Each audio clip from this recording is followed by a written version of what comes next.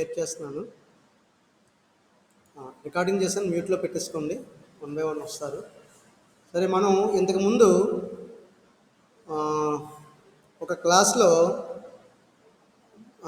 స్థూల లేదు సూక్ష్మ కారకాలు, అలాగే అంటే సర్వీసెస్కేప్ లేదా సేవా వాతావరణం, మార్కెటింగ్లో సేవా వాతావరణం పైన సూక్ష్మ కారకాలు అలాగే స్థూల కారకాలు అనే రెండింటి యొక్క క్వశ్చన్స్ చెప్పుకోవడం జరిగింది.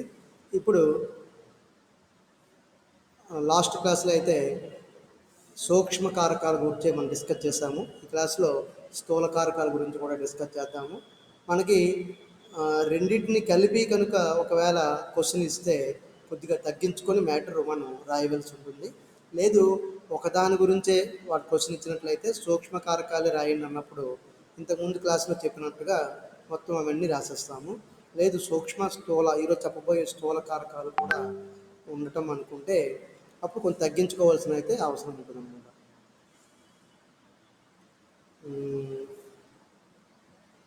సరే, స్క్రీన్ షేర్ చేస్తాను.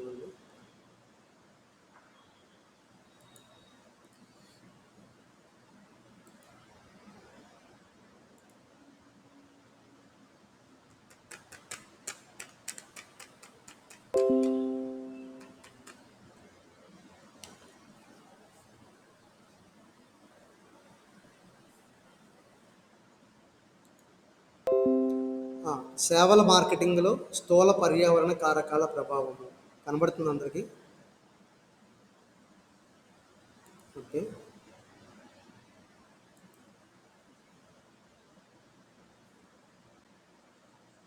మధ్యలో చూద్దాము ఎవరైనా వస్తున్నారు. ఓకే, వచ్చారు.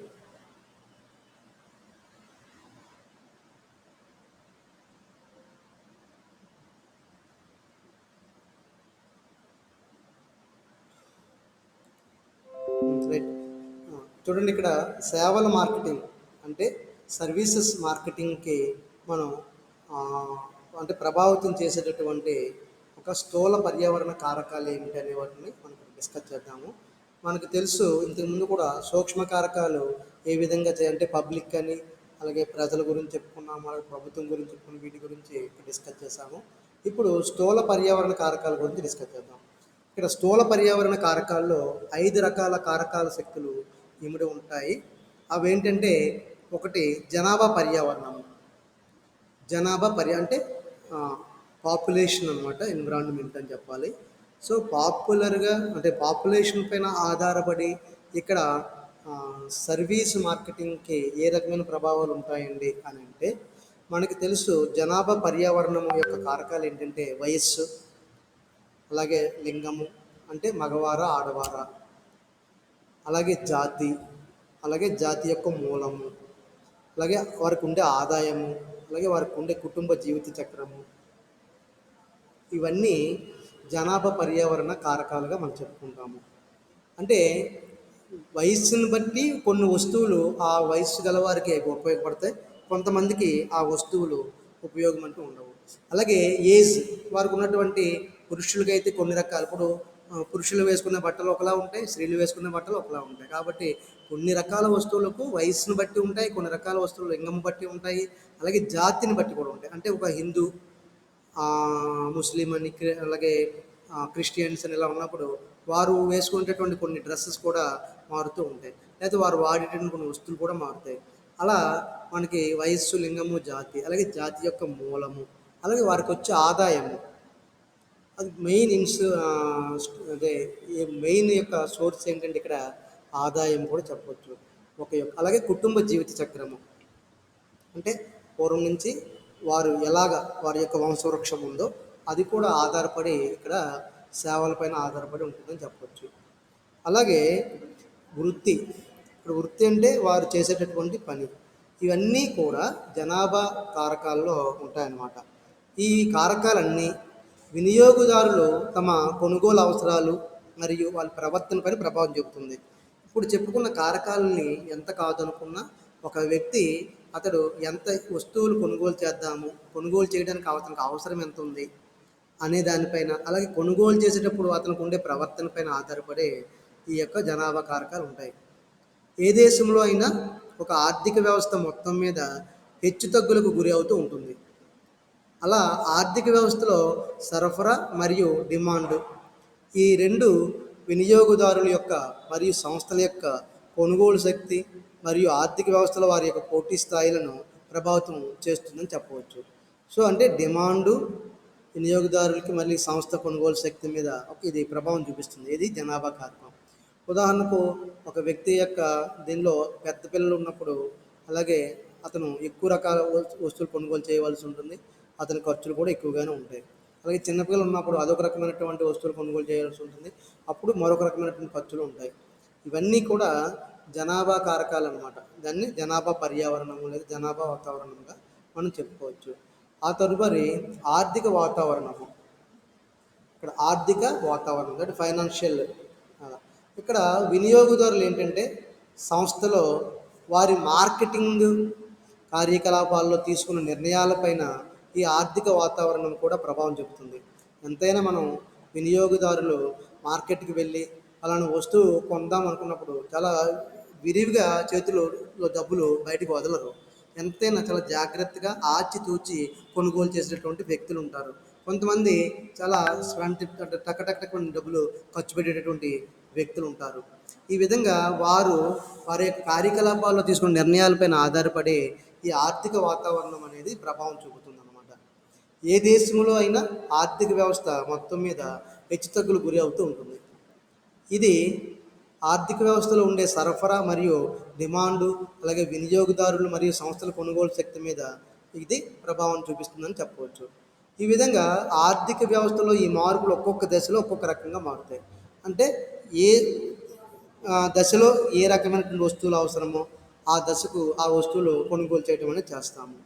ఇక్కడ గమనిస్తే వ్యాపార చక్రాలు అంటే వ్యాపారము అనేక దశలుగా వెళ్తూ అది ప్రారంభ దశ, తర్వాత పెరుగుతున్న దశ, తర్వాత ఇంకా గరిష్ట దశ, అలా తర్వాత క్షీణ దశ, ఇలాగా కొన్ని దశల్లో అది ఉంటుంది. ఇటువంటి వ్యాపార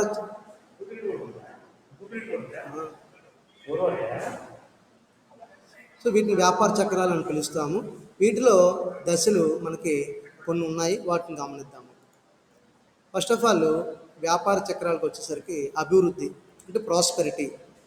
ఏంటి, ఏదైనా ఒక అభివృద్ధి దశలో ఈ సంస్థ తన వ్యాపారాన్ని అక్కడ చేర్చితే అక్కడ నిరుద్యోగిత తక్కువగా ఉండి ఆదాయాలు చాలా నిక్కచ్చిగా ఉంటాయన్నమాట.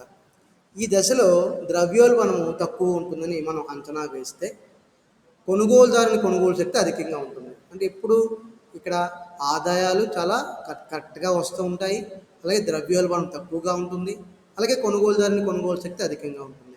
ఇటువంటి పరిస్థితుల్లో కొనుగోలుదారులు ఈ పరిస్థితులు కొంతకాలం కొనసాగుతాయని భావిస్తే వారు అలాంటి వస్తువులు కొనుగోలు చేయడానికి ఆసక్తి చూపుతారు.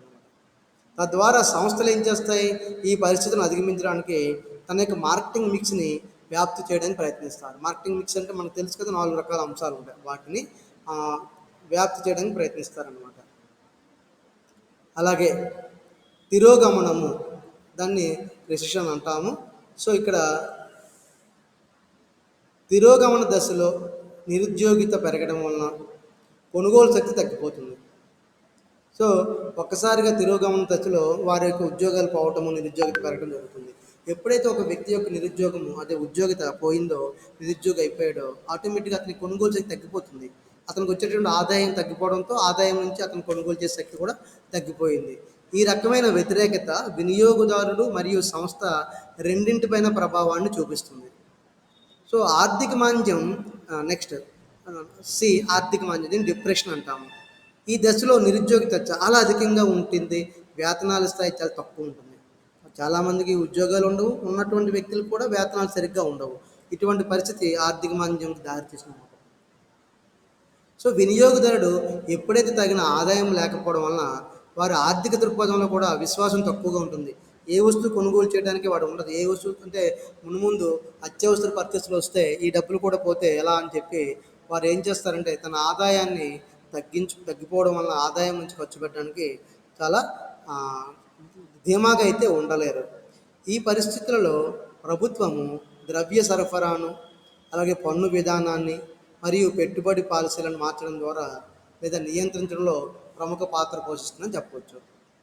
అలాగే రికవరీ, ఇక్కడ చూడండి రికవరీ ఇది ఒక దశ. ఈ దశ ఏంటంటే ఈ దశలో ఆర్థిక మాంద్య దశ నుండి ఇందాక చెప్పినట్టు ఆర్థిక మాంద్యం దశ, సో కొద్దిగా రికవరీ అవుతారు, తిరిగి అభివృద్ధి దశలోనికి మారటాన్ని రికవరీ అంటాము. అంటే నిరుద్యోగత ఇక్కడ తగ్గుముఖం పడుతుంది, ఒక్కొక్కరు ఏదో ఒక ఉద్యోగంలో సెటిల్ అవుతారు, అక్కడ నెమ్మదిగా వారి ఆదాయ మార్గాలు పెరుగుతాయి, పెరిగి మరలా ఆదాయాలు పెంచడం కోసము వారు ఇక్కడ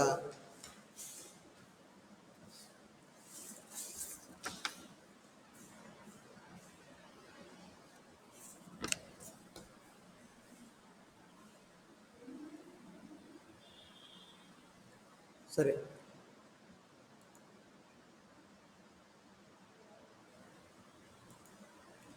వ్యవస్థలో ఎప్పుడైతే విశ్వాసం పెరిగిందో వినియోగదారులు మరింతగా కొనుగోలు చేయడానికి చూపిస్తారు. అంటే రికవరీ స్టేట్కి అంటే ఆర్థిక మాంద్యం తర్వాత వచ్చే ఈ రికవరీ అనే దశకి వెళ్ళటం వలన వారు కొనుగోలు చేయడానికి ఆసక్తి చూపుతారు.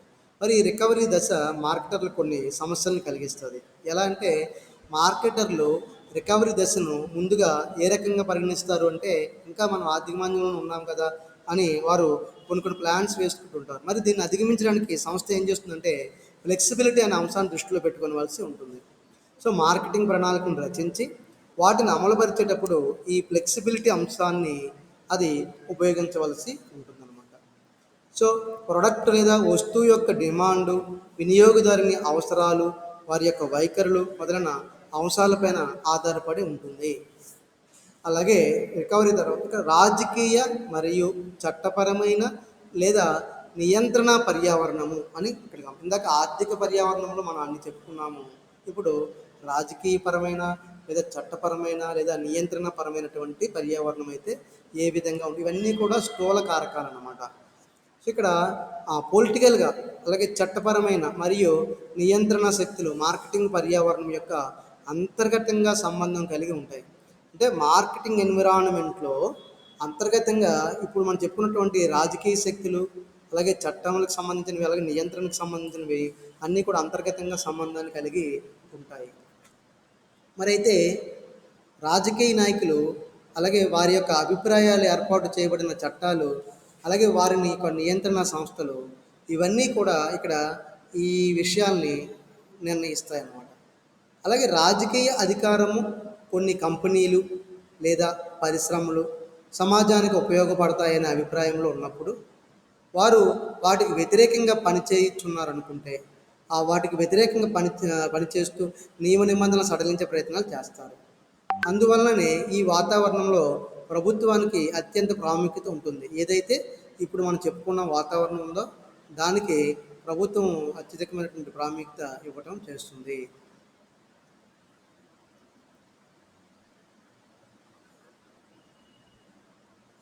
అలాగే చట్టాలు, ఇక్కడ యాక్ట్స్ ఉంటాయి కొన్ని, అలాగే నియంత్రణలు ఉంటాయి, ఇవి అధిక ప్రభావాన్ని చూపిస్తాయి ఈ దశలో. ఇక ఒక ఉదాహరణ చెప్పుకోవాల్సి వస్తే ఆర్థిక సేవల చట్టము లేదా ప్రకటనల ప్రమాణాల నియంత్రణలు ఇవి ఎంతో కొంత ప్రభావాన్ని వీటిపైన అంటే మార్కెట్ యొక్క సేవల మార్కెట్ మీద చూపించడం జరుగుతాయి. ఎప్పుడైతే నూతన పథకాలు మరియు ఉత్పత్తులను ప్రవేశపెట్టడం ద్వారా ప్రభుత్వం కొద్దిగా ఆర్థిక సేవల కొరకు వినియోగదారు డిమాండ్ని ప్రేరేపించగలుగుతుంది. తద్వారా పోటీని నియంత్రించడంలో, అలాగే అనుమతించే వ్యాపార కార్యకలాపాలు మరియు భవిష్యత్ ఆర్థిక స్థితిగతులపై కూడా ప్రభుత్వము ఆర్థిక పాలసీ ప్రభావాన్ని చూపిస్తుంది. ఇలా అదనంగా ఒక దేశంలో మరియు రెండు దేశాల మధ్య సంబంధాలలో మార్పులు సంభవించినప్పుడు అలా అంతర్జాతీయ మార్కెటింగ్ పైన ఇది ప్రభావితం చూపించబడుతుంది అని చెప్పవచ్చు. అంటే రెండు దేశాల మధ్య కానీ ఒక దేశంలోని రెండు ప్రదేశాల మధ్య కానీ మార్పులు సంభవిస్తే అంతర్జాతీయ మార్కెటింగ్లో ఒక ప్రభావితం అన్నది జరుగుతుంది.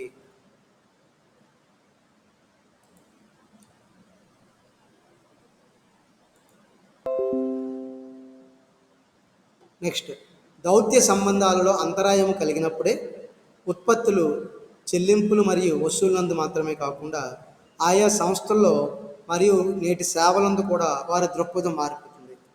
వీటిని ప్రోత్సహించడానికి వారు ఏం చేస్తారు, గుత్తాధిపత్యాన్ని తగ్గించుకోవడానికి కొన్ని చట్టాలను అయితే వాళ్ళు ఆశ్రయించడం జరుగుతుందన్నమాట.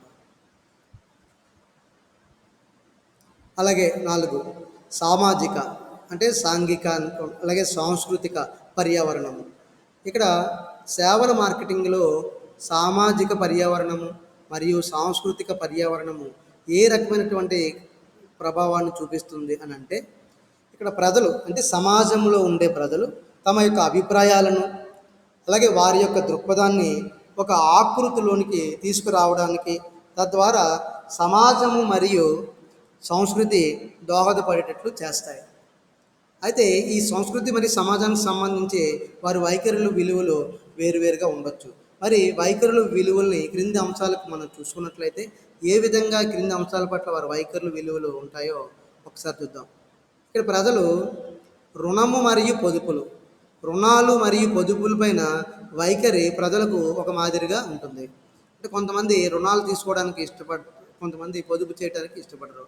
ఆ విధంగా వారి వైఖరి వారి పట్ల విధంగా. అలాగే భౌతిక సంస్కృతి అంటే భౌతిక సంస్కృతి అంటే ఇక్కడ ఈ సేవల మార్కెటింగ్లో ఉండే వస్తువులు మరియు సేవల సముపార్జన వైపు వారి యొక్క వైఖరులు ఏ విధంగా ఉంటాయన్నదే భౌతిక సంస్కృతి అని చెప్తాం.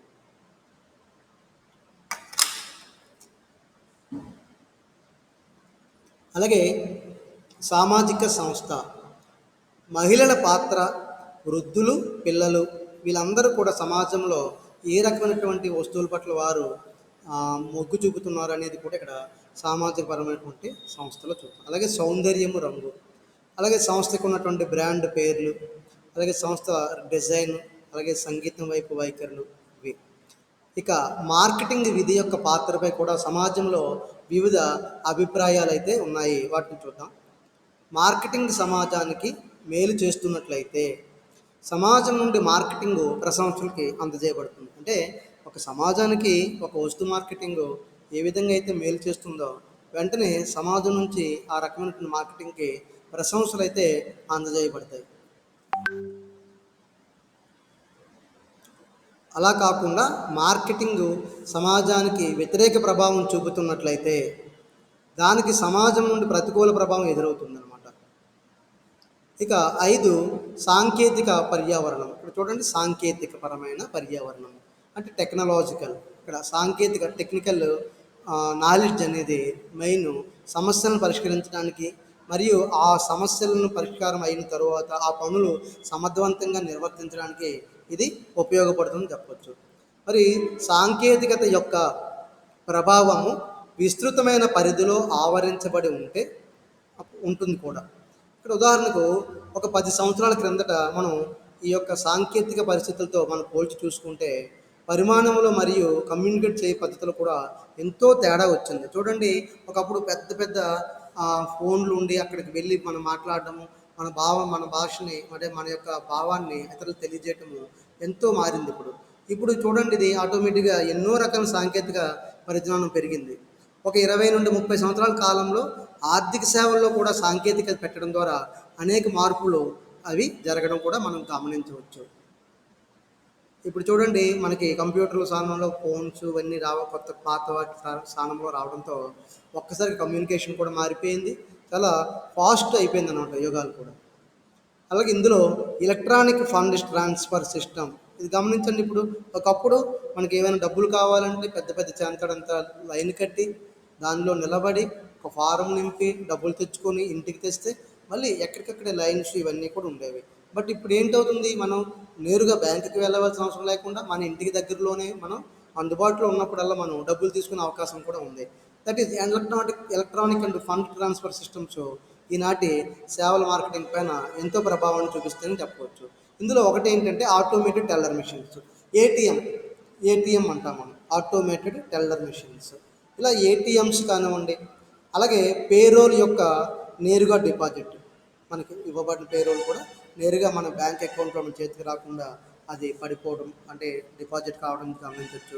అలాగే ఎవరికైనా మనం డబ్బులు ఇవ్వవలసి వస్తే డబ్బులు చేతితో తీసుకుని వెళ్ళవలసిన అవసరం లేకుండా ఒక ఫోన్పే అని కానీ, ఒక గూగుల్ పే అని కానీ, ఒక పేటిఎం అని కానీ అలాగే ఇవన్నీ కూడా వాటి ద్వారా మనం చెల్లించడం అనేది ఒకటి జరుగుతుంది. అలాగే ముందుగా ఆథరైజ్డ్ చేయబడిన నిధుల మళ్లింపు, అలాగే మనం ఒకవేళ ఎవరికైనా డబ్బులు వెయ్యాలి అనుకుంటే వారికి ఆథరైజేషన్ ఇచ్చినట్లయితే ఆ టైంకి అవతల వ్యక్తులకి మన అకౌంట్ నుంచి వారికి నిధులు మళ్లించడం అనేది ఇవి ఎలక్ట్రానిక్ ఫండ్ ట్రాన్స్ఫర్ సిస్టమ్స్లో వచ్చాయి. అలాగే చాప్స్, దీన్నే మనం clearing house automated payment system అంటారు. సో 5 రకాలవి. Next point of sale. Point of sale అంటే ఎక్కడో ఒక దగ్గర పాయింట్ ఆఫ్ సేల్ దగ్గర పెట్టి అక్కడ కూడా ఎలక్ట్రానిక్ ఫండ్ ట్రాన్స్ఫర్ సిస్టమ్స్ అంటే మనం డెబిట్ కార్డులు తీసుకుని వెళ్ళి డెబిట్ కార్డు మిషన్స్ని ఒక సంస్థ ఏదైనా ఒక షాప్కి వెళ్ళారు మీరు, అక్కడ మీరు మీకు నచ్చినటువంటి పుస్తకాలు బట్టలు ఏవో కొనుక్కున్నారు, వెంటనే అక్కడే ఆ పాయింట్ ఆఫ్ సేల్ ఒక డెబిట్ కార్డు మిషన్ ఉంటుంది. ఆ మిషన్లో మనం ఎంతైతే పర్చేజ్ చేసామో మన కార్డు ఇచ్చి ఆ పర్చేజ్ మిషన్ మీద మనం ఒకసారి స్వైప్ చేసినట్లయితే ఆ కార్డులోంచి డబ్బులు వారి యొక్క అకౌంట్లోకి మళ్లించబడతాయి. సో డెబిట్ కార్డు మిషన్స్ అనేవి ఈ విధంగా రావడంతో ఒక్కసారిగా వాతావరణము ఆర్థికంగా చాలా మార్పులు వచ్చాయి. అలాగే పీడిక్యూ మిషన్, అలాగే స్పీడ్ లైన్ మిషన్, అలాగే కార్డు పాయింట్ అంగీకరించడం, అలాగే నెక్స్ట్ ఎలక్ట్రానిక్ నగదు స్మార్ట్ కార్డులు, కార్డులో కొంత అమౌంట్ మనం ఆ నగదుని దాని ద్వారా క్యారీ చేసుకుని వెళ్ళటం, అలాగే టెలిఫోన్ బ్యాంకింగ్, ఈ రోజున టెలిఫోన్ బ్యాంకింగ్, నెక్స్ట్ ఇంటర్నెట్, అలాగే ఆర్థిక సలహాదారు, అఫ్కోర్స్ ఉత్పత్తి ప్రత్యేకమైన వారి కొరకు ఇలాగ అనేక రకాల వీడియో లింకులు, వారి యొక్క అంటే వస్తువులను ఎలాగా మనం వాడుకోవాలి ఇలాంటివన్నీ విషయాలు, అలాగే సాంకేతికత నగదు నిర్వహణ, అలాగే హోలోగ్రామ్స్. మనం చూడండి అక్కడక్కడ పుస్తకాలపైన అలాగే వాటిపైన ఒక రకమైనటువంటి హోలోగ్రామ్ ఉంటుంది. అది ఉన్నప్పుడే అది ఒరిజినల్ అని భావించండి అని కూడా చెప్తుంటారు. దాన్ని హాలోగ్రామ్స్ అండ్ చిప్స్ అని అంటాము. ఈ రకమైన నూతన సాంకేతికమైనటువంటి విజ్ఞానం ఉన్న ఉత్పత్తులకు అవరోధాలు కల్పించినప్పటికీ అది ఎప్పటికప్పుడు కొత్త అవకాశాలకి మార్గం అనేది సుగమం అవుతుందే ఉన్నది. బ్యాంకులో డేటాబేస్డ్ టెక్నాలజీ కూడా ముఖ్యమైన పాత్రను పోషిస్తుంది. వారి ఉత్పత్తుల కోసము సంభావ్య వినియోగదారులు అంటే ముందు మనకి ప్రస్తుతానికి అయితే వినియోగదారులు గారు, రేపు మన వినియోగదారులు అయ్యే అవకాశం ఉన్నటువంటి వ్యక్తులను మనం సంభావ్య వినియోగదారులు అంటాము. వారిని లక్ష్యంగా పెట్టుకునేందుకు కూడా ఇది వీలు కల్పిస్తుంది. అలాగే ఆర్థిక సేవల సంస్థలు నిరంతర కృషిలో మరింత అభివృద్ధిని సాధించడానికి మరి పోటీదారుల మీద నిరంతరంగా కృషి చేస్తూ ఈ అభివృద్ధి సాధించడానికి మనం తగిన సాఫ్ట్వేర్లను రూపొందించుకోవడం కూడా చేస్తున్నాం. అలాగే అభివృద్ధి చేయడానికి పెట్టుబడులు పెట్టడానికి కూడా కృషి చేస్తున్నాయి. అలాగే డేటాబేస్ మార్కెటింగ్ని మనం అంటే ఇంతకుముందు ఊహాజనితంగా ఉండడాన్ని తొలగించి ఇప్పుడు ఒక లక్ష్య విధానంపై దృష్టి కేంద్రీకరించడం కూడా చేస్తున్నాం. సో ఇవన్నీ కూడా ఇక సేవా మార్కెటింగ్లో ఉండేటటువంటి స్థూల పర్యావరణ కారకాలుగా మనం చెప్పుకుంటాం అన్నమాట. సో ఇది ఈ పీడిఎఫ్ అర్థమై ఉంటుంది అనుకుంటున్నాను. పీడిఎఫ్ ఇంతకుముందు మైక్రో చెప్పుకోవడం జరిగింది, ఇప్పుడు మ్యాక్రో కూడా చెప్పడం జరిగింది. ఈ రెండింటి కలిపి ఒకే పీడిఎఫ్లో ఉన్నది. ఆ పీడిఎఫ్ నేను షేర్ చేస్తాను, జాగ్రత్తగా చదువుకోండి. మీటింగ్ ఉన్నది ఈరోజు మాకు. సో నేను ఇక్కడ వెంటనే క్లోజ్ చేసేస్తాను. So thank you all of you.